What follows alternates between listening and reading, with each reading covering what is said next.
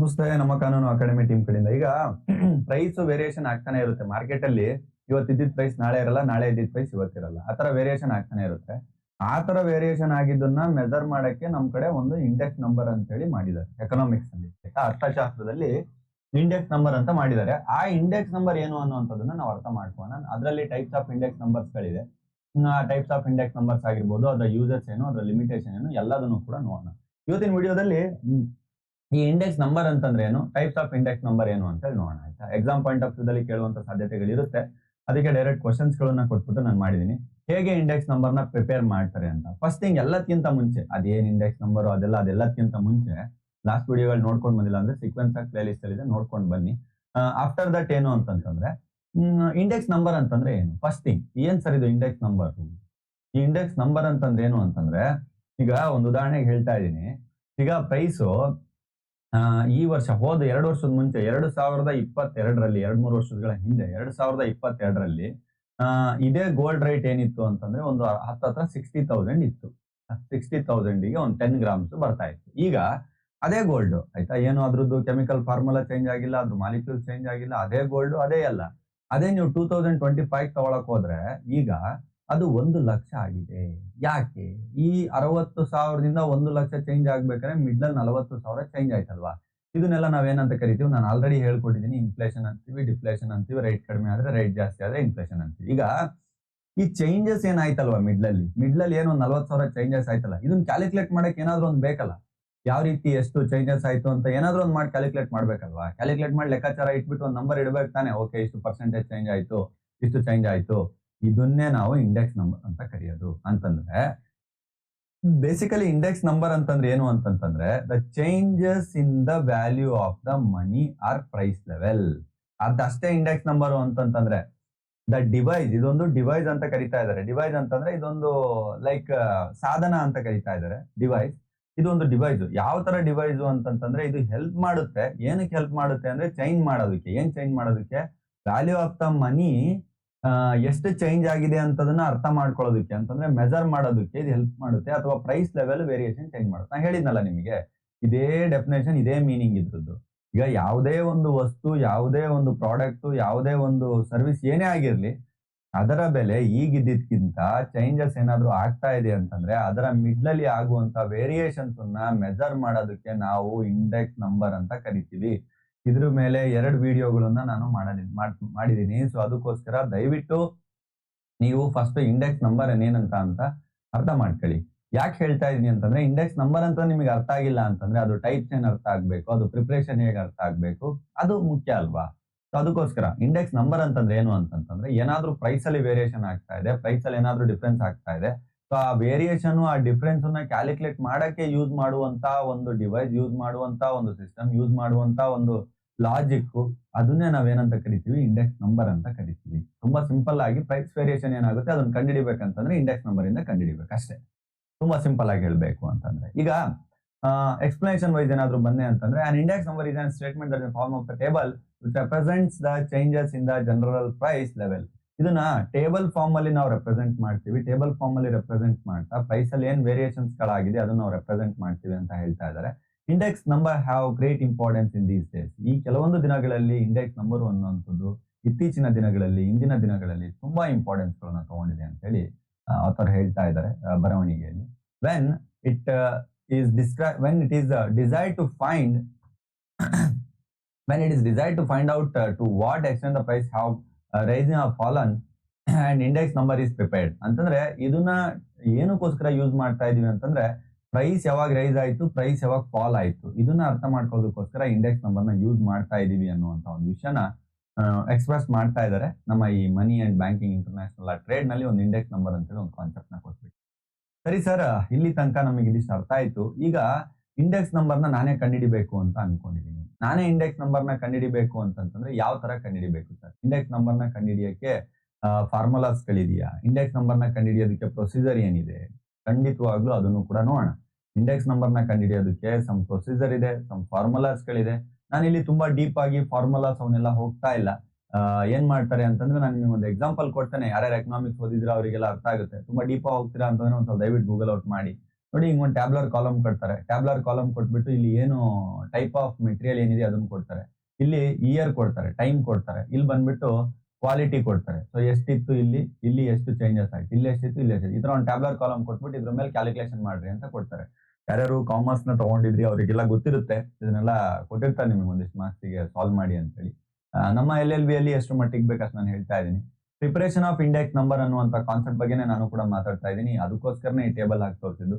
ನೋಡಿ, preparation of index number ಏನಾದ್ರು ತಗೋಬೇಕು ಅಂತಂದ್ರೆ ಫಸ್ಟ್ ಬೇಸ್ ಇಯರ್ ನ ತಗೋಬೇಕು. ನಾನೇನ್ ಹೇಳ್ತಾ ಇದ್ದೀನಿ, ಫಸ್ಟ್ ಬೇಸ್ ಇಯರ್ ನ ತಗೋಬೇಕು. ಬೇಸ್ ಇಯರ್ ಅಂತಂದ್ರೆ ಯಾವ ವರ್ಷನ ನೀವು ಬೇಸ್ ಆಗಿ ತಗೊಳ್ತಾ ಇದ್ರ. ಇನ್ 2025 ನ ನಿಮ್ ಬೇಸ್, 2022 ನ, 2021 ನ ಯಾವ ವರ್ಷಕ್ಕೆ ನೀವು ಕಂಪೇರ್ ಮಾಡ್ತಾ ಇದ್ದೀರಾ ಅಂತ. ಆಮೇಲೆ ನಿಮ್ಮ ಕಮಾಡಿಟೀಸ್ ಅಂತಂದ್ರೆ ಯಾವ ಪ್ರಾಡಕ್ಟ್ ಗೆ ನೀವು ಕಂಪೇರ್ ಮಾಡಕ್ ಹೋಗ್ತಾ ಇದ್ರಿ. ಉದಾಹರಣೆಗೆ ನಾನು ಗೋಲ್ಡ್ ಅಂತ ಹೇಳಿದೆ.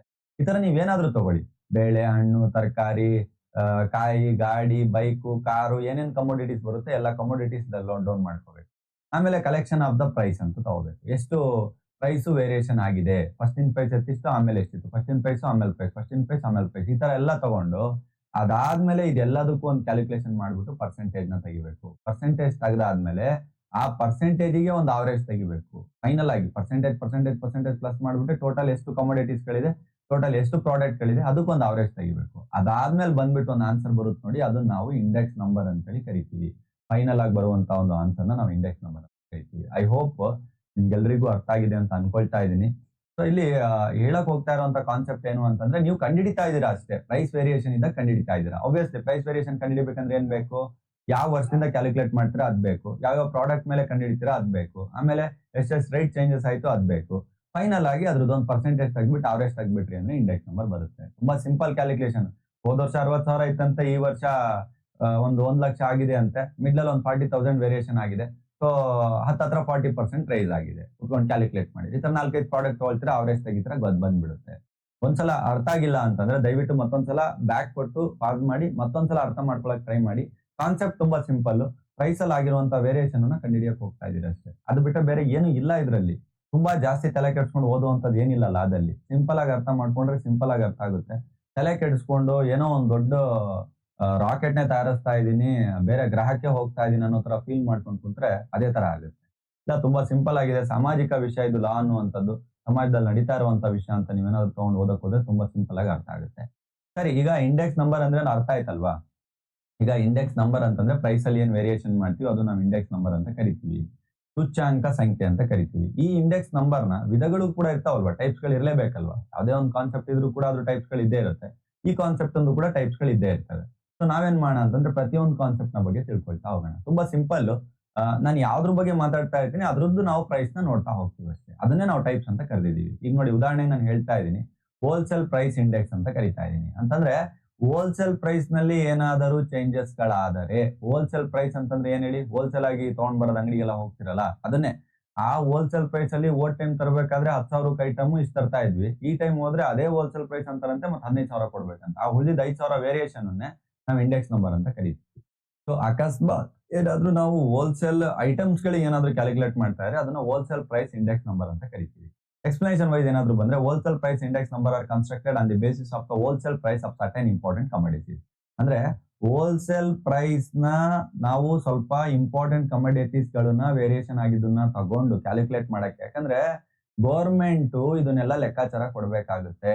ಗೌರ್ಮೆಂಟ್ ಅವ್ರಂತಲ್ಲ, ಪ್ರೈವೇಟ್ ಕಂಪ್ನಿಯವರು ಎಲ್ಲರೂ ಕೂಡ ಏನ್ ಮಾಡ್ತಾರೆ ಅಂದ್ರೆ, ಲಾಸ್ಟ್ ವರ್ಷಕ್ಕೆ ಈ ವರ್ಷ ಎಷ್ಟು ಕ್ಯಾಲ್ಕುಲೇಷನ್ ಆಯ್ತು, ಲಾಸ್ಟ್ ವರ್ಷ ನಾನು ಎಷ್ಟು ಮಾಲ್ ಹಾಕ್ಕೊಳ್ತಾ ಇದ್ದೆ, ಎಷ್ಟು ರೇಟ್ ಜಾಸ್ತಿ ಆಗಿತ್ತು, ಈ ವರ್ಷ ಎಷ್ಟು ಮಾಲ್ ಹಾಕ್ಕೊಳ್ತಾ ಇದ್ದೀನಿ, ಎಷ್ಟು ರೇಟ್ ಜಾಸ್ತಿ ಆಗ್ತಾ ಇದೆ, ಎಲ್ಲದನ್ನು ಕೂಡ ಕ್ಯಾಲ್ಕುಲೇಟ್ ಮಾಡಬೇಕು ಅಂತಂದ್ರೆ ತುಂಬಾ ಮೋಸ್ಟ್ ಇಂಪಾರ್ಟೆಂಟ್ ಕಮೋಡಿಟೀಸ್ ಗಳನ್ನ ಟಾರ್ಗೆಟ್ ಮಾಡ್ಬಿಟ್ಟು ಅದರ ಒಂದು ಹೋಲ್ಸೇಲ್ ಪ್ರೈಸ್ ಅನ್ನ ನಾನೇನ್ ಹೇಳಿದ್ನಲ್ವಾ, ಬೇಸ್ ಇಯರ್ ತಗೊಳ್ಳೋದು, ಆಮೇಲೆ ಪ್ರೈಸ್ ಎಷ್ಟು ತಗೊಳ್ಳೋದು, ಕಮೋಡಿಟೀಸ್ ತಗೊಳ್ಳೋದು, ಅವರೇಜ್ ತೆಗಿಯೋದು, ಎಲ್ಲದನ್ನು ಮಾಡ್ಬಿಟ್ಟು ಒಂದು ಇಂಡೆಕ್ಸ್ ನಂಬರ್ ನ ತೆಗಿತಾರೆ.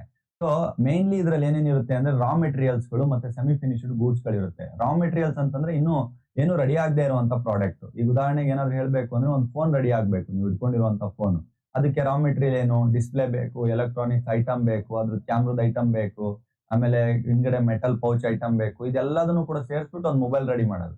ಇದೇನು ಇನ್ನು ರೆಡಿ ಆಗಿರಲ್ಲ, ನಾವು ಇದನ್ನೆಲ್ಲ ಏನಂತ ಕರಿತೀವಿ, ರಾ ಮೆಟೀರಿಯಲ್ ಅಂತೇಳಿ ಕರಿತೀವಿ. ಈ ರಾ ಮೆಟೀರಿಯಲ್ ಗಳೇನಿದೆ, ಕಚ್ಚಾ ವಸ್ತು ಅಂತ ಕರಿತೀವಿ ಕನ್ನಡದಲ್ಲಿ. ಈ ಕಚ್ಚಾ ವಸ್ತುಗಳೇನಿದೆ, ಈ ಕಚ್ಚಾ ವಸ್ತುಗಳು ಮತ್ತೆ ಅದರ ಮತ್ತೆ ಇನ್ನೊಂದು ಸ್ವಲ್ಪ ರೆಡಿ ಆದಂತ ಕಚ್ಚಾ ವಸ್ತುಗಳ ಒಂದು ಗೂಡ್ಸ್ ಏನಿದೆ, ಅದನ್ನ ಮೇನ್ಲಿ ಇಲ್ಲಿ ಕೌಂಟ್ ಮಾಡ್ತಾರೆ. Only the most important and most sensitive and the semi finished goods are bought and sold in the wholesale market are selected and the weights are assigned in accordance with their relative importance ಅಂತ ಹೇಳ್ತಾ ಇದ್ದಾರೆ. It's mean that ಇಲ್ಲಿ most probably most ಆಗಿ ಎತ್ಕೊಳ್ಳುವಂತ ಒಂದು ವಿಷಯ ಯಾವುದು ಅಂತಂತಂದ್ರೆ ಗೂಡ್ಸ್ ಗಳನ್ನ ಎತ್ಕೊಳ್ತಾರೆ. ಸೆನ್ಸಿಟಿವ್ ಗೂಡ್ಸ್ ಗಳನ್ನ, ಸೆಮಿ ಫಿನಿಶ್ಡ್ ಗೂಡ್ಸ್ ಗಳನ್ನ ಯಾವುದನ್ನ ಮಾರ್ಕೆಟಿಗೆ ತಂದು ಸೋಲ್ಡ್ ಮಾಡ್ತಾರೆ ಅಥವಾ ಕೊಂಡ್ಕೊಳ್ತಾರೆ ಅಂತಹ ಒಂದು ಪ್ರಾಡಕ್ಟ್ ಅನ್ನ ತಗೊಂಡು ಕ್ಯಾಲ್ಕುಲೇಟ್ ಮಾಡಕ್ ಟ್ರೈ ಮಾಡ್ತಾರೆ ಅಂತೇಳಿ ಹೋಲ್ಸೇಲ್ ಪ್ರೈಸ್ ಇಂಡೆಕ್ಸ್ ನಂಬರ್ ಅಲ್ಲಿ ಹೇಳ್ತಾರೆ. ಇವಕ್ಕೆಲ್ಲ ಫಾರ್ಮುಲಾ ಇದೆ.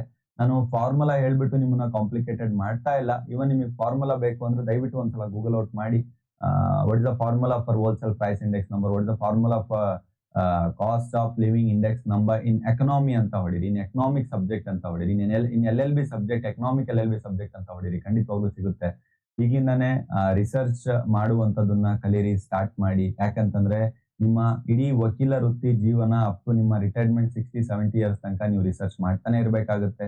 ರಿಸರ್ಚ್ ಮಾಡ್ಬಿಟ್ಟು ಹೊಸ ವಿಷಯಗಳನ್ನ ನೀವು ಕಂಡುಹಿಡಿಬೇಕು, ಅದನ್ನ ಹೋಗ್ಬಿಟ್ಟು ಮಂಡನೆ ಮಾಡಬೇಕು, ಕೋರ್ಟ್ ಅಲ್ಲಿ ಪ್ರೂವ್ ಮಾಡಬೇಕು, ಮತ್ತೆ ಕೇಸ್ನ ಗೆತ್ಕೊಂಡು ಬಂದು ನಿಮ್ಮ ಯಾರು ಇರ್ತಾರಲ್ವ ನಿಮ್ಮ ಕಡೆಯವರು, ನಿಮ್ಮ ಪಾರ್ಟಿ ಯಾರು ಇರ್ತಾರಲ್ಲ ಅವರಿಗೆ ನ್ಯಾಯನ ಕೊಡಿಸ್ಬೇಕು. ಅದಕ್ಕೋಸ್ಕರನೇ ಅಲ್ವಾ ನೀವೆಲ್ಲ ಮಾಡ್ತಾರೆ. ಅದಕ್ಕೆ ರಿಸರ್ಚ್ ಮಾಡುವಂತದನ್ನ ಈಗಲೇ ಸ್ಟಾರ್ಟ್ ಮಾಡಿ, ಎಲ್ಲದನ್ನು ಕ್ವಶನ್ ಮಾಡೋದಕ್ಕೆ ಸ್ಟಾರ್ಟ್ ಮಾಡಿ, ಒಳ್ಳೆ ವಕೀಲರಾಗಿ. ನೆಕ್ಸ್ಟ್ ಎರಡನೇದು ಕಾಸ್ಟ್ ಲಿವಿಂಗ್ ಇಂಡೆಕ್ಸ್ ನಂಬರ್ ಅಂತ ಇದೆ. ಸೊ ಈ ಕಾಸ್ಟ್ ಲಿವಿಂಗ್ ಇಂಡೆಕ್ಸ್ ನಂಬರ್ ಅಂತ these index numbers are constructed with reference to important goods and service are consume by the common peoples. Cost living index ಅನ್ನುವಂಥದ್ದು ಏನ್ ಹೇಳ್ತಾ ಇದೆ, ನಾವು ನೀವು ಸಾಮಾನ್ಯ ಜನ, ಕಾಮನ್ ಪೀಪಲ್ಸ್ ಅಂತ ನಾವೇನ್ ಕರಿತೀವಿ, ನಾವು ನೀವು ಸಾಮಾನ್ಯ ಜನ ಬದುಕಿರುವಂತ ಜೀವನದಲ್ಲಿ ಆಗುವಂತ ರೇಟ್ ಗಳ ವೇರಿಯೇಷನ್. ಹೋಲ್ಸೇಲ್ ಪ್ರೈಸ್ ಇಂಡೆಕ್ಸ್ ಅಂತಂದ್ರೆ ಮೇನ್ಲಿ ನಾನು ಹೇಳಿದೆ ಗೂಡ್ಸ್, ಕಚ್ಚಾ ವಸ್ತುಗಳು ಅಂತ. ಇಲ್ಲಿ ಕಾಸ್ಟ್ ಆಫ್ ಲಿವಿಂಗ್ ಅಂತ ಕರಿತೀವಲ್ವಾ, ನಾವು ಬದುಕಕ್ಕೆ ಏನ್ ಬೇಕು ಡೈಲಿ ನಮ್ಗೆ, ಹಾಲು, ಬೇಳೆ, ಕಾಳು, ಎಣ್ಣೆ ಅಲ್ವಾ, ಯಾವುದು ನಮ್ಮ ಈ ಯೂಸ್ ಮಾಡುವಂತ ತರಕಾರಿ ಆಗಿರಬಹುದು, ಇದೆಲ್ಲ basic needs, cost of living ಅಂತಾನೆ ಕರಿತೀವಿ. ಇದೆಲ್ಲ ಬೇಸಿಕ್ ನೀಡ್ಸ್. ಈ ಬೇಸಿಕ್ ನೀಡ್ಸ್ ಅಲ್ಲಿ ಏನಾದ್ರೂ ವೇರಿಯೇಷನ್ಸ್ ಆಗಿದೆಯಾ, ಈ ಬೇಸಿಕ್ ನೀಡ್ಸ್ ಅಲ್ಲಿ ಏನ್ ಸಮಸ್ಯೆ ಆಗಿದೆ, ಇಂಥ ವಿಷಯಗಳನ್ನ ನಾವು ನೋಡುವಂತದ್ದು ಎಲ್ಲಿ ಅಂತಂತಂದ್ರೆ point number 2 cost of living index number. ಆಮೇಲೆ ವೇಜ್ ಇಂಡೆಕ್ಸ್ ನಂಬರ್, ವೇತನ, ಕೂಲಿಯಲ್ಲಿ ವೇರಿಯೇಷನ್ಸ್ ಏನಾಗಿದೆ. ಈಗ ನೋಡಿ, 10 ರೂಪಾಯಿಗೆ ಕೂಲಿ ಫಸ್ಟ್ ಮಾಡ್ತಾ ಇದ್ರು, ಈಗ 1000 ರೂಪಾಯಿ ಕೊಟ್ಟರು ಕೂಡ ಕೂಲಿ ಕೆಲಸ ಸಿಗೋದಿಲ್ಲ. ಏನು ಈ ಮಿಡ್ಲ್ ಇರುವಂತ 900 ರೂಪಾಯಿ ಡಿಫ್ರೆನ್ಸ್, ಇವ್ರೇನ್ ಎಕ್ಸ್ಟ್ರಾ ಸೇವಿಂಗ್ ಮಾಡ್ಕೊಂಡು ಸೌಕರ್ ಆಗ್ತಾ ಇದ್ರ? ಇಲ್ಲ, ರೈಟು ಕೂಡ ಹಂಗೆ ಜಪ್ ಆಗ್ತಾ ಇದೆ. ಇವ್ರು ಹೋಗ್ಬಿಟ್ಟು ಮಾರ್ಕೆಟ್ ಅಲ್ಲಿ ಪರ್ಚೇಸ್ ಅವಾಗ 10 ರೂಪಾಯಿ ತಗೊಂಡೋಗಿದ್ರು, ಅದೇ 100 ಐಟಮ್ ತರ್ತಾ ಇದ್ರು. ಈಗ 1000 ರೂಪಾಯಿ ತಗೊಂಡೋದ್ರು, ಆ 100 ಐಟಮ್ ತರೋದು ಕಷ್ಟ ಇದೆ. ಬಟ್ ನೀವು ಅಸಂಪ್ಷನ್ ಹೋಗೋಣ, ಅದೇ 100 ಐಟಮ್ ತರ್ತಾರೆ. ಅದ್ರ ಪ್ರಕಾರ ಅವ್ರ ಕೈಲಿ ದುಡ್ಡು ಜಾಸ್ತಿ ಬಂತು ಅಂತಲ್ಲ, ಸೊ ಒಂದಿಷ್ಟು ಇದು ಜಾಸ್ತಿ ಆಯ್ತು ಅಂತ ಅಷ್ಟೇ. ಏನು, ಇನ್ಫ್ಲೇಷನ್ ಜಾಸ್ತಿ ಆಯ್ತು, ಹಣದುಬ್ಬರ ಜಾಸ್ತಿ ಆಯ್ತು ಅಂತ. ಸೊ ಈಗ ಅನ್ಸುತ್ತೆ, ಮಾತಾಡ್ಬೇಕಾದ್ರೆ ಪೊಲಿಟಿಷಿಯನ್ಸ್ ಗಳು ಮಾತಾಡ್ತಾರೆ, ಆ ಟೈಮಲ್ಲಿ ನೀವು 100 ರೂಪಾಯಿ ದುಡಿತಾ ಇದ್ರಿ, ಈಗ 1000 ರೂಪಾಯಿ ದುಡಿಯುವಂತ ನಾವು ಪರಿಸ್ಥಿತಿಗೆ ತಂದಿದೀವಿ. ಅದೇ ಯಾರು ಮಾತಾಡೋದಿಲ್ಲ. 100 ರೂಪಾಯಿ ದುಡಿಬೇಕಾದ್ರೆ ಎಷ್ಟು ಐಟಮ್ ತರ್ತಾ ಇದ್ವಿ, ಅಷ್ಟೇ ಐಟಮ್ ತರಕ್ಕೂ ಈಗ 1000 ರೂಪಾಯಿನೂ ಸಾಕಾಗ್ತಾ ಇಲ್ಲ, ಅಷ್ಟು ಲೆವೆಲಿಗೆ ರೇಟ್ ಎಲ್ಲ ಜಂಪ್ ಮಾಡ್ತಿದಿರಲ್ಲ ಅಂತ. ನೀವು ಇದನ್ನೆಲ್ಲ ಥಿಂಕ್ ಮಾಡ್ಬೇಕು. ಮನಿ, ಇನ್ಫ್ಲೇಷನ್, ಡಿಫ್ಲೇಷನ್ ಇದೆಲ್ಲ ಅರ್ಥ ಆಗ್ಲಿ ಅಂತಾನೆ ನಿಮ್ಗೆಲ್ಲ ಕ್ಲಾಸಸ್ ಗಳಲ್ಲಿ ಕೊಟ್ಟಿರುವಂತದ್ದು, ನಿಮ್ಮ ಸಿಲೆಬಸ್ ಗಳಲ್ಲಿ ಕೊಟ್ಟಿರುವಂತದ್ದು. ರಿಯಲ್ ನಾಲೆಜ್ ನ, ರಿಯಲ್ ಟಾಪಿಕ್ಸ್ ಗಳನ್ನ ರಿಯಾಲಿಟಿಯಲ್ಲಿ ಮಾತಾಡ್ಲಿ ಅಂತೇಳಿ. ಸೊ ಈಗ ವೇಜ್ ಇಂಡೆಕ್ಸ್ ನಂಬರ್ ಅಂತಂದ್ರೆ, ವೇಜ್ ಅಂದ್ರೆ ವೇತನ, ಕೂಲಿ, ಆಯ್ತಾ, ಇದ್ರ ಬಗ್ಗೆ ಮಾತಾಡ್ತಾ ಇದೆ. ಸೊ ಇಲ್ಲಿ ಟೈಮ್ ಟು ಟೈಮ್ ಚೇಂಜ್ ಆಗ್ತಾ ಇರುತ್ತೆ. ಆ ಟೈಮ್ ಟು ಟೈಮ್ ಎಷ್ಟು ಚೇಂಜ್ ಆಯ್ತು, ಏನ್ ಚೇಂಜ್ ಆಯ್ತು, ವರ್ಕರ್ಸ್ ಗಳು, ಅವರ ಕಾಸ್ಟ್ ಆಫ್ ಲಿವಿಂಗ್ಸ್ ಗಳು ಎಲ್ಲದನ್ನು ಕೌಂಟ್ ಮಾಡ್ಬಿಟ್ಟು ರಿಯಲ್ ವೇಜ್ ಎಷ್ಟೆಷ್ಟು ಚೇಂಜ್ ಆಯ್ತು ವರ್ಕರ್ಸ್ ಗಳಲ್ಲಿ ಅಂತ ಕ್ಯಾಲ್ಕುಲೇಟ್ ಮಾಡುವಂತದನ್ನ ವೇಜ್ ಇಂಡೆಕ್ಸ್ ನಂಬರ್ ಅಂತ ಕರಿತೀವಿ. ಸೊ ಥರ್ಡ್ ಪಾಯಿಂಟ್ ಇದೆ ಇಂಡಸ್ಟ್ರಿಯಲ್ ಇಂಡೆಕ್ಸ್ ನಂಬರ್ ಅಂತ ಇದೆ ಥರ್ಡ್ ಪಾಯಿಂಟ್. ಈ ಇಂಡಸ್ಟ್ರಿಯಲ್ ಇಂಡೆಕ್ಸ್ ನಂಬರ್, ಸಾರಿ ಫೋರ್ತ್ ಪಾಯಿಂಟ್, ಇದು 5th ಅನ್ಕೊಳ್ಳಿ, ಇದು 6th ಅನ್ಕೊಳ್ಳಿ, ಆಯ್ತಾ. ಟೋಟಲ್ ಎಲ್ಲಾ ಟೈಪ್ಸ್ ಹೇಳ್ತಾ ಇದ್ದಾನೆ. ಸೊ ನೀವೇನು ಎಲ್ಲಾ ಟೈಪ್ಸ್ ಹೇಳ್ತಾ ಇದೀರಲ್ಲ ಸರ್, ಅದು ಜ್ಞಾಪಕ ಇಟ್ಕೊಳಕ್ ಆಗುತ್ತಾ, it may be difficult to glance ಅಂತ ನೀವೇನಾದ್ರು ಅನ್ಕೊಂಡ್ರೆ, ಸ್ವಲ್ಪ ಕಷ್ಟ ಆಗುತ್ತೆ ಸರ್ ಜ್ಞಾಪಕ ಇಟ್ಕೊಳ್ಳೋದು ಅಂತ ಏನಾದ್ರು ಅನ್ಕೊಂಡ್ರೆ, ದಯವಿಟ್ಟು ನಾನು ಇಂಡೆಕ್ಸ್ ನಂಬರ್ ಅನ್ನುವಂಥದ್ದು ಎಲ್ಲದಕ್ಕೂ ಇದೆ. ನಾನು ಜಸ್ಟ್ ಟಾಪಿಕ್ ಮಾತಾಡ್ತಾ ಇದೀನಿ. ಒಂದು ಹೋಲ್ಸೇಲ್ ಬಗ್ಗೆ ಮಾತಾಡಿದೆ, ಆಮೇಲೆ ಲೈಫ್ ಸ್ಟಾಕ್ ಬಗ್ಗೆ ಮಾತಾಡಿದೆ, ಆಮೇಲೆ ಇಂಡಸ್ಟ್ರಿಯಲ್ ಬಗ್ಗೆ, ರಿಟೇಲ್ ಪ್ರೈಸ್ ಬಗ್ಗೆ, ವರ್ಕಿಂಗ್ ಕ್ಲಾಸ್ ಬಗ್ಗೆ, ವೇಜಸ್ ಬಗ್ಗೆ, ಇಂಥವು ಸಿಂಪಲ್ ಇದೊಂದು ಕೀವರ್ಡ್ಸ್ ಗಳು ನೀವು ಜ್ಞಾಪಕ ಇಟ್ಕೊಂಡ್ರೆ ಸಾಕು. ಇಂಡಸ್ಟ್ರಿಯಲ್, ರಿಟೇಲ್, ವರ್ಕಿಂಗ್ ಕ್ಲಾಸ್, ಇಂಥ ಕೀವರ್ಡ್ ಜ್ಞಾಪಕ ಇಟ್ಕೊಂಡ್ರೆ ಸಾಕು. ಆಮೇಲೆ ಎಕ್ಸ್ಪ್ಲನೇಷನ್ ಬರೆಯಕ್ಕೆ ಇಂಡಸ್ಟ್ರಿಯಲ್ ಅಂತ ಇಲ್ಲೇ ಕೊಟ್ಟಿರ್ತಾರೆ, ಅದೇ ಎಕ್ಸ್ಪ್ಲನೇಷನ್ ಒಳಗಡೆನೂ ಕೂಡ ಇರುತ್ತೆ. ಅದ್ರಲ್ಲಿ ಏನಿದೆ ಅದರಲ್ಲಿ ನೋಡಿ, ಬೇಕಿದ್ರೆ ಹೇಳ್ತೀನಿ. Industrial index numbers are constructed with objective of measuring of the changing industrial production. ಏನಿದೆ ಇದ್ರಲ್ಲಿ ಚೇಂಜಸ್, ಇಂಡಸ್ಟ್ರಿಯಲ್ ಇಂಡೆಕ್ಸ್ ನಂಬರ್ ಅಂತ ನೀವೇನ ಜ್ಞಾಪಕ ಇಟ್ಕೊಂಡ್ರೆ, ಇಂಡಸ್ಟ್ರಿಯಲ್ ಆಗುವಂತ ಪ್ರಾಡಕ್ಟ್ಸ್ ಏನಾದ್ರು ಇರುತ್ತಲ್ವಾ ವೇರಿಯೇಷನ್ಸ್ ರೈಟು, ಅದನ್ನ ನಾವೇನಾದ್ರೂ ಯೂಸ್ ಮಾಡಿ ಮೆಜರ್ ಮಾಡಿ ಪ್ರಿಪೇರ್ ಮಾಡೋಂಥದ್ದನ್ನೇ ನಾವು ಇಂಡಸ್ಟ್ರಿಯಲ್ ಇಂಡೆಕ್ಸ್ ನಂಬರ್ ಅಂತ ಕರಿತೀವಿ. ಸರಿ, ಈಗ ರಿಟೇಲ್ ಪ್ರೈಸ್ ಅಂತ ಹೇಳ್ತಲ್ಲ, ಅದು ಕೇಳಿ ನೋಡೋಣ. ರಿಟೇಲ್ ಪ್ರೈಸ್ ಅಂತ ಏನಾರು ಹೇಳ್ತಾ ಇರ ಅಂತಂದ್ರೆ changes in the value of the money in retail prices, final consumption of the good. ಏನಿದೆ ಇದರಲ್ಲಿ? ಮತ್ತೆ ಅದೇ ಸೇಮ್ ಡೈಲಾಗು. ಏನೇನ್ ಚೇಂಜಸ್ ಆಗುತ್ತೆ ವ್ಯಾಲ್ಯೂ ಆಫ್ ದ ಮನಿ ಅಲ್ಲಿ ಅದನ್ನ ನಾವು ಕಂಡುಹಿಡಿತಾ ಇರ್ತೀವಿ. ಆದ್ರೆ ಎಲ್ಲಿ ಕಂಡುಹಿಡಿತೀವಿ ಅಂತಂದ್ರೆ consumption of the goods in retail price ಅಲ್ಲಿ ಕಂಡುಹಿಡಿತಾ ಇರ್ತೀವಿ. The main difficulty with the index number is that is the retail of the price of the same of the goods for the continuous period is not available. ಅಂದ್ರೆ main ಸಮಸ್ಯೆ ಏನು ಅಂತಂತಂದ್ರೆ retail price ಅಲ್ಲಿ continuous ಆಗಿ variation ಜಾಸ್ತಿ ಆಗ್ತಿರುತ್ತೆ. ನೀವು continuous ಆಗಿ ಕಂಡುಹಿಡಿಯುವಂತ ಸ್ವಲ್ಪ ಕಷ್ಟ ಸಾಧ್ಯ ಅಂತ ಹೇಳ್ತಾ ಇದ್ದಾರೆ. The retail price represents the larger and more frequent fluctuations as compared to the wholesale price. Wholesale price almost ಒಂದ್ ಸ್ವಲ್ಪ ಫಿಕ್ಸ್ ಆಗಿರುತ್ತೆ, ಅಷ್ಟೊಂದು ಫ್ಲಕ್ಚುಯೇಷನ್ ಆಗಲ್ಲ. ಬಟ್ ರಿಟೇಲ್ ಪ್ರೈಸ್ ಸ್ವಲ್ಪ ಜಾಸ್ತಿ ಫ್ಲಕ್ಚುಯೇಷನ್ ಆಗುತ್ತೆ ಅಂತ ಹೇಳ್ತಾ ಇದ್ದಾರೆ. Working class cost living index ಅಂತ ಹೇಳ್ತಾರೆ. ವರ್ಕಿಂಗ್ ಕ್ಲಾಸ್ ನವರ ಬಗ್ಗೆ ಮಾತಾಡ್ತಾರೆ. ಅವಾಗಲೇ ನಾವು ಕಾಸ್ಟ್ ಲಿವಿಂಗ್ ಇಂಡೆಕ್ಸ್ ನಂಬರ್ ಮಾತಾಡಿದ್ವಿ. ಇದರಲ್ಲಿ ಈಗ ವರ್ಕಿಂಗ್ ಕ್ಲಾಸ್ ಕಾಸ್ಟ್ ಇಂಡೆಕ್ಸ್ ಬಗ್ಗೆ ಮಾತಾಡ್ತಾರೆ. ಸೊ ಸೇಮ್ ಥಿಂಗ್, ವರ್ಕರ್ಸ್ ಗಳು ಏನಿದ್ದಾರೆ ಸೊ ಅವರ ಒಂದು ಕಾಸ್ಟ್ ಲಿವಿಂಗ್ ಕಾಸ್ಟ್ ಇಂಡೆಕ್ಸ್ ಅದನ್ನ ನಾವು ಕ್ಯಾಲ್ಕುಲೇಟ್ ಮಾಡೋದನ್ನ ವರ್ಕಿಂಗ್ ಕ್ಲಾಸ್ ಅಂತೇಳಿ ಕರಿತೀವಿ. ಅಲ್ಲಿ only those are goods and service which are generally consume by the working class. ಈ ವರ್ಕಿಂಗ್ ಕ್ಲಾಸ್ ನವರು ಏನು ಗೂಡ್ಸ್ ಅಂಡ್ ಸರ್ವಿಸ್ ನ ಕನ್ಸ್ಯೂಮ್ ಮಾಡ್ತಾರೆ ಅದನ್ನು ಕೂಡ ಕ್ಯಾಲ್ಕುಲೇಟ್ ಮಾಡ್ತಾರೆ. ಸರ್ ಇದೆಲ್ಲ ಎಲ್ಲಿ ಬೇಕು, ಇದ್ರ ಯೂಸ್ ಏನಿದೆ ಅನ್ನೋದಕ್ಕೆ ಕಂಟಿನ್ಯೂಸ್ ಆಗಿ ಮುಂದಿನ ವಿಡಿಯೋದಲ್ಲಿ ನಾನು ಹೇಳ್ತಾ ಹೋಗ್ತೇನೆ. ಸರ್ ಯೂಸ್ ಇದೆ ಅಂತಂದ್ಮೇಲೆ ಅದಕ್ಕೆ ಲಿಮಿಟೇಷನ್ ಇಲ್ವಾ, ಅದಕ್ಕೆ ಇತಿಮಿತಿ ಇಲ್ವಾ? ಸೊ ಅದನ್ನು ಕೂಡ ನಾವು ಮುಂದಿನ ವಿಡಿಯೋದಲ್ಲಿ ಕಲಿತಾ ಹೋಗೋಣ ಏನೇನಿದೆ ಅಂತೇಳಿ. ಇದು ಯೂಸರ್ಸ್ ಅಂಡ್ ಲಿಮಿಟೇಷನ್ ಮುಂದಿನ ವಿಡಿಯೋದಲ್ಲಿ ಕಲಿಯೋಣ. ಅದಾದ್ಮೇಲೆ ಇನ್ಫ್ಲೇಷನ್ ಅಂತ ಇಷ್ಟೊತ್ತೇನು ನಾನು ಹೇಳಿದೆ, ಆ ಇನ್ಫ್ಲೇಷನ್ ಟಾಪಿಕ್ ಕೂಡ ನಾವು ಕಲಿತಾ ಹೋಗೋಣ. ವೆಲ್, ಇವತ್ತಿನ ವಿಡಿಯೋದಲ್ಲಿ ನಾವ್ ಏನ್ ಕಲ್ತ್ವಿ ಅನ್ನೋದು ಒಂದು ಕ್ವಿಕ್ ರಿವಿಷನ್ ಮಾಡೋಣ. ಆರ್ ಟೈಪ್ ಹೇಳಿದೀನಿ ನಾನು. ಫಸ್ಟ್ ಥಿಂಗ್ ಇಂಡೆಕ್ಸ್ ನಂಬರ್ ಬಗ್ಗೆ ನಾನು ಮಾತಾಡಿದೆ. ಒಳ್ಳೆ ಇಂಡೆಕ್ಸ್ ನಂಬರ್ ಹೇಗೆ ಕನ್ಸ್ಟ್ರಕ್ಟ್ ಮಾಡ್ತಾರೆ ಅನ್ನುವಂಥದ್ದನ್ನು ಕೂಡ ನಾನು ಹೇಳಿದೆ.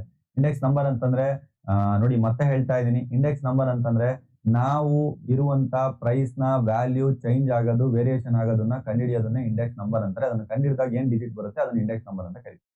ಓಕೆ, ಪ್ರಿಪರೇಷನ್ ಏನಾದ್ರು ಮಾಡಬೇಕು ಅಂದ್ರೆ ಬೇಸ್ ಇಯರ್ ತಗೋಬೇಕು, ಕಮ್ಯುನಿಟೀಸ್ ತಗೋಬೇಕು, ಕಲೆಕ್ಷನ್ ಆಫ್ ಪ್ರೈಸ್ ತಗೋಬೇಕು, ಆಮೇಲೆ ಪರ್ಸೆಂಟೇಜ್ ನ ಹಾಕ್ಬಿಟ್ಟು ಅವರೇಜ್ ಹಾಕ್ಬೇಕು. ಟೈಪ್ಸ್ ಅಂತ ಬಂದ್ರೆ ಆರ್ ಟೈಪ್ಸ್ ಹೇಳಿದೆ. ಒಂದು wholesale price index, wholesale price ಅಲ್ಲಿ ಚೇಂಜಸ್ ಆಗೋದು. ಕಾಸ್ಟ್ ಆಫ್ ಲಿವಿಂಗ್ ಏನು ನಾವು ಡೈಲಿ ತಿಂತೀವಿ ಉಣ್ತೀವಲ್ವಾ, ಸೊ ಅದ್ರಲ್ಲಿ ಆಗುವಂತ ಸಮಸ್ಯೆಗಳು. ವೇಜ್ ನಮ್ಮ ಕೂಲಿ, ವೇಜ್ ಇಂಡೆಕ್ಸ್ ನಂಬರ್ ಮೂರನೇದು, ಅದು ವೇಜಸ್ ಅಲ್ಲಿ ಚೇಂಜಸ್ ಆಗುವಂತ. ನಾಲ್ಕನೇದು industrial index number. Industrial index number ಅಂದ್ರೆ ಇಂಡಸ್ಟ್ರಿಯಲ್ ಪ್ರೊಡಕ್ಷನ್ ವೇರಿಯೇಷನ್ ಆಗುತ್ತೆ. ರಿಟೇಲ್ ಪ್ರೈಸ್ ಯಾವಾಗಲೂ ಜಾಸ್ತಿ ಫಿಕ್ಸ್ ಇರಲ್ಲ, ವೇರಿಯೇಷನ್ ಆಗುತ್ತೆ ಅಂತೇಳಿ. ರಿಟೇಲ್ ಪ್ರೈಸ್ ಅಂತ ನಾವೇನ್ ಚಪ್ಪಲ್ ಹೋಗಿ ತಗೊಳ್ತೀವಿ ದಿನಸಿ ಅಂಗಡಿ, ಅದು ಹೋಲ್ಸೇಲ್ ಪ್ರೈಸ್ ಅಂತಂದ್ರೆ ಅದು ಬೇರೆ. ರಿಟೇಲ್ ಪ್ರೈಸ್ ಅಂತ ನಾವೇನ್ ಡೈಲಿ ಶಾಪ್ ಅಲ್ಲಿ ತಗೊಳ್ತೀವಲ್ವಾ, ಸೊ ಅದು ರಿಟೇಲ್ ಪ್ರೈಸ್ ಆಗಿರುತ್ತೆ. ಇವನ್ ಅದು ದಿನಸಿ ಅಂಗಡಿನೇ ಅಂತಲ್ಲ, ಎನಿಥಿಂಗ್ ರಿಟೇಲ್ ಆಗಿ ಹೋಗ್ಬಿಟ್ಟು ಡೈರೆಕ್ಟ್ ಆಗಿ ನೀವೇನು ಅಂಗಡಿಯಿಂದ ತಗೊಂಡ್ಬಿಡ್ತೀರಾ ಅದು. ಸೊ ಇದು ರಿಟೇಲ್ ಪ್ರೈಸ್ ಅಂತ ಹೇಳ್ತೀವಿ. ವರ್ಕಿಂಗ್ ಕ್ಲಾಸ್ ಅಂತಂದ್ರೆ ವರ್ಕರ್ಸ್ ಗಳಿರುವಂತ ವರ್ಕಿಂಗ್ ಕ್ಲಾಸ್ಗೆ ಗೂಡ್ಸ್ ಅಂಡ್ ಸರ್ವಿಸ್ ನ ವೇರಿಯೇಷನ್ ಬರುತ್ತೆ ಅಂತ. ನೀವು ಇದಿಷ್ಟು ಸಿಂಪಲ್ ಆಗಿ ಆರಾಮಾಗಿ ತುಂಬಾ ಸಿಂಪಲ್ ಆಗಿ ಅರ್ಥ ಆಗ್ತಾ ಇರುವಂತ ವಿಷಯಗಳನ್ನ 100% ನೀವೇನಾದ್ರೂ ನೋಡ್ಬೇಕು ಅಂತ ನೀವು ಬಿಡಬೇಕಾಗಿರುವಂತ ಕೆಲಸ ಇಷ್ಟೇ. 9591573526 ನಂಬರ್, 99727996 ನಂಬರಿಗೆ ಕಾಲ್ ಮಾಡಿ. ನೀವೇನ್ ನೋಡ್ತಾ ಇದ್ರ ಡಿಸ್ಪ್ಲೇ ಮೇಲೆ ಅದು 100% ನೋಟ್ಸ್ ಆಗಿರಬಹುದು, ಅಥವಾ ವಿಡಿಯೋಸ್ ಆಗಿರಬಹುದು, ಅಥವಾ ಆನ್ಲೈನ್ ಕ್ಲಾಸ್ ಆಗಿರಬಹುದು, ಅಥವಾ ನಿಮ್ಮ ಇಂಟರ್ನ್ಶಿಪ್ ಆಗಿರಬಹುದು, ಅಥವಾ ಲೀಗಲ್ ಕನ್ಸಲ್ಟೆನ್ಸಿ ಆಗಿರಬಹುದು, ಅಥವಾ ನಿಮ್ಮ ಫ್ಯೂಚರ್ ಗೈಡೆನ್ಸ್ ಆಗಿರಬಹುದು. 24x7 ಕನ್ಸಲ್ಟೆನ್ಸಿ ನಿಮಗೆ ಟೈಮ್ ನ ಜೊತೆ ನೀವು ಎಟ್ ಎನಿ ಟೈಮ್ ಕಾಲ್ ಮಾಡಿ 100% ಆಗಿ ನಿಮ್ಗೆಲ್ಲದನ್ನು ಪ್ರೊವೈಡ್ ಮಾಡ್ತಾರೆ. ಇವನ್ ನೀವು ನನ್ನ ಜೊತೆನೂ ಕೂಡ ಮಾತಾಡ್ಬೋದು ಪೇಯ್ಡ್ ಸಬ್ಸ್ಕ್ರಿಪ್ಷನ್ ಅಲ್ಲಿ. ಸೊ ಪೇಯ್ಡ್ ಸಬ್ಸ್ಕ್ರಿಪ್ಷನ್ ಎಲ್ಲ ಫೆಸಿಲಿಟಿ ಇದೆ. ಸೊ ಇದಿಷ್ಟು ಹೇಳ್ತಾ ನಾನು ಕ್ಲೋಸ್ ಮಾಡ್ತಾ ಇದ್ದೇನೆ. So thank you very much from ನಮ್ಮ ಕಾನೂನು ಲಾ ಅಕಾಡೆಮಿ. Thank you.